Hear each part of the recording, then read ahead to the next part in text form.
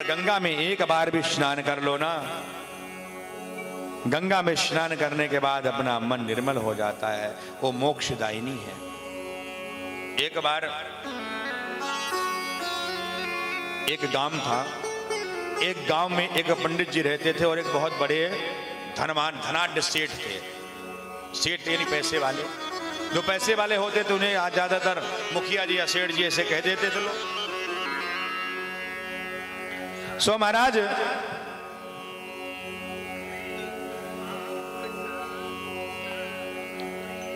एक दिन सेठ जी के मन में हुआ कि चलो आज गंगा स्नान करके आऊं, तर्पण करके आऊं।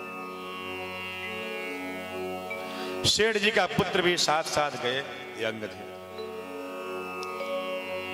सो महाराज पंडित जी रात में कहीं एक धर्मशाला में गंगा के किनारे रुक गए।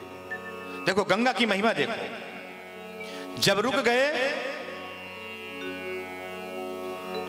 तो पंडित जी महाराज को लगी ढोल डाल, बाहर जाने की इच्छा हुई तो लोटा लिए और बाहर चलने लगे।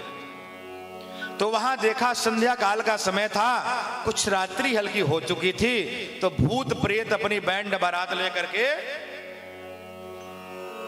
जा रहे थे विवाह के लिए।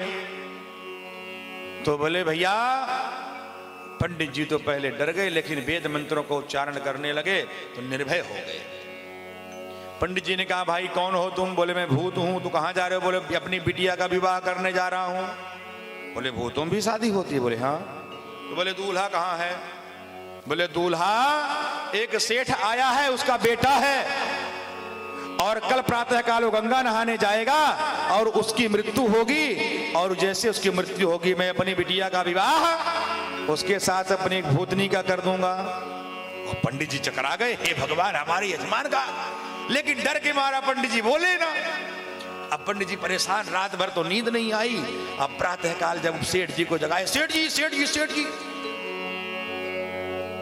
जगे सेठ जी उसका बेटा, दोनों लोग पंडित जी चलने लगे। गंगा स्नान करने के लिए जैसे जाते हैं, इतने में एक सांड आया बैल, और अपने सींग से गंगा जल को, सांड जानते हो कोई चीज पाता है तो उसी में अपनी सींग से बल दिखाता है, तो गंगा कहते रेत को भी उखाड़ने लगा और हाव हाव करने लगा, और सेठ का बेटा आया उसको सींग घुसेड़ दिया, और उसी समय सेठ का बेटा मर जाता है। जब सेठ का बेटा मर गया, पंडित जी अरे राम राम राम राम, और वो बात समझ में आई, और राम राम अब क्या करूं? तो पंडित जी रात्रि के समय पुनः गए, बोले विवाह तो देख ही लेता हूं, मर गया एक बार लड़के को तो देख ही लेता हूं।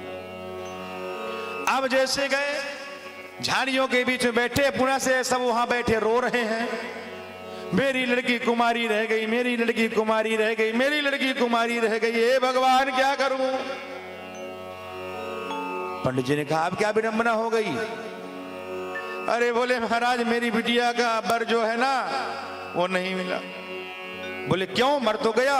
बोले मरने के बाद जब सांड ने गंगा जल का स्पर्श हो गया और गंगा रेत का स्पर्श हो गया, और उसके पेट में वही गंगा जल जैसे सींग डाला, वो गंगा जल उसके पेट में और रेत उदर में प्रवेश कर गया, उसको मोक्ष प्राप्त हो गया।